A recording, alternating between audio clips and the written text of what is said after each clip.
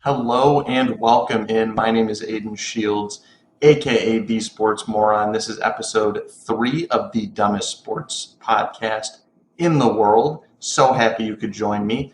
I'm going to talk a little bit about NFL Week 4. The last game I didn't cover was Monday Night Football. That was the Rams and the 49ers. 49ers pulled this one off pretty easily, I would say. They beat the Rams 24-9. The Rams looked out of sync, unorganized. Their offensive line was a mess. And the 49ers, on the other hand, just looked good. They just looked like a top 12 team. The Rams, I think, are still in that conversation. They just didn't quite look it on Monday night. And there was a lot of factors that went into that. But first, I want to talk about the 49ers and specifically Jimmy G. So I think Jimmy G is the best quarterback for the 49ers just in general. I think he was going into the season, even with Trey Lance on the roster. He had kind of made this experience with the 49ers over the past 6 to 8 months or so since they were eliminated from the playoffs last year into this really weird situation. The 49ers obviously had a really big hand in that. Given they were going to move on from Jimmy G, they let it be known he said goodbye to the San Francisco 49ers fans. Trey Lance era was about to begin, and unfortunately Trey Lance gets hurt. For the 49ers, I don't think that's unfortunate in terms of their season as a whole. I think Trey Lance would have lost them a lot of games, given he hasn't really played any significant football in about 2 years. I think the next time he steps on the field, it'll be a little over 2 years since he's played meaningful minutes. He only had like one season, I think, as the starter in North Dakota. He didn't play at a great school against great competition. Then he came into the NFL and sat behind Jimmy G for a year. And then the Niners just said, all right, here you go. You are just by far the best quarterback on our roster. And goodbye, Jimmy G, which, of course, I think is just absolutely not true.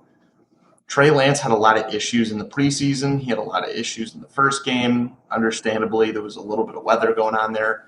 And then he got hurt in week 2. Really unfortunate. I do hope he recovers okay.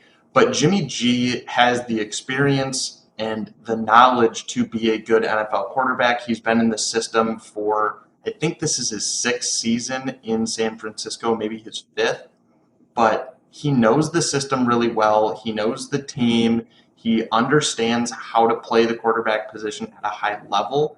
And I don't understand why the 49ers were just willing to chalk the season with Trey Lance under center. That's ultimately what would have happened if he had not gotten hurt. So I think Jimmy Garoppolo puts this team in a much better position to win games and continue to make playoff pushes and potentially a Super Bowl run. Now, Deebo Samuel in this game, he just got broken off, and he broke off a lot of big plays. He is by far the best player on this entire offensive squad.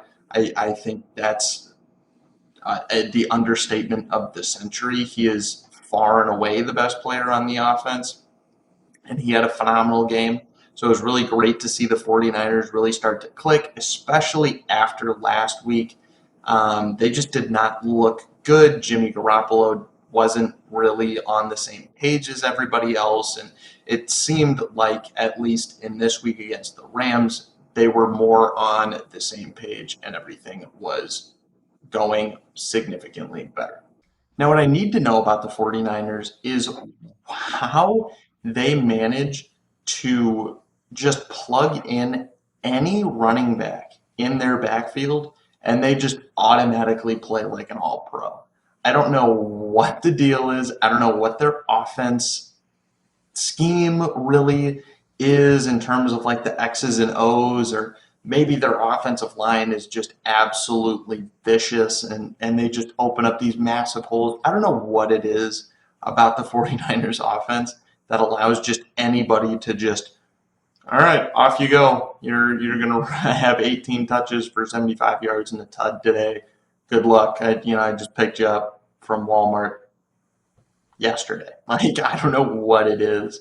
And I get it, like these guys have worked their whole lives for this moment, but on the majority of teams, these guys are not NFL starters. They may be practice squad guys, but as soon as they go to the 49ers, it's like, all right, all pro, go for it. You are the best running back I have ever seen. And then you go to a different team and you suck. I don't know what it is. I don't know how it happens, but it is magical. And I love watching it. Now for the Rams, they did not look good. Matt Stafford drops back, and if his first read is not Cooper Kupp, his second read is Tyler Higbee. And if he's not throwing to Cooper Kupp on his first read, he's throwing to his second read, Tyler Higbee. And it is painful to watch. These guys just are the entire offense. The offensive line played very, very poorly. And there's a couple different reasons for that. They have a couple different guys on their offensive line who are injured. I think they have some guys like tackles playing guards, guards playing centers, guards playing tackle. Like nobody seems to be in their proper role. And so there's a bunch of communication issues. Not everybody's fully understanding what their responsibilities are. You saw Aaron Donald at least once just completely unblocked. How that happens, I have no idea. Because if I'm the guard and Aaron Donald is lined up in front of me, or maybe he's shaded on my outside shoulder, whatever it is, and my assignment is to block left, but my tackle's blocking, like you'd think I'm not just gonna say fuck it, I'm gonna ignore whoever's the nose tackle on this play. I'm gonna try to just chip Donald at least a little bit, but there was at least one or two plays where the guard just off he went. There was a whole other edge rusher coming in that the tackle had to account for, but the guard saw Aaron Donald and said, he's not a problem. We're good. No big deal. It's fine. Like, what are we doing? There's something there that's just not right and that's not clicking for the offensive line.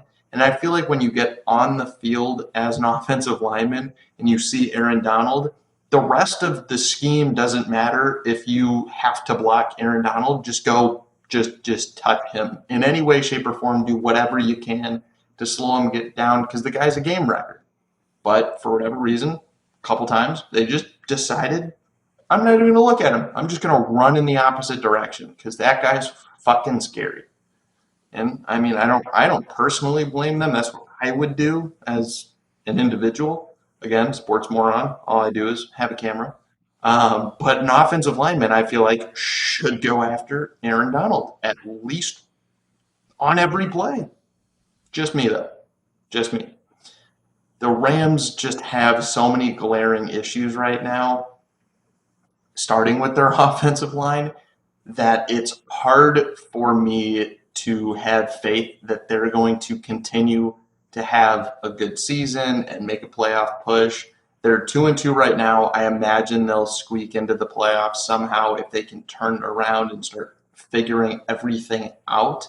But it does not look good right now. I think they're the 12th best team in the league. And that's this Super Bowl hangover is like just painful to watch because I just it's not looking good. They're not the same team they were last year, and they really need to figure it out and figure it out quickly because it's looking bleak. It's looking bleak.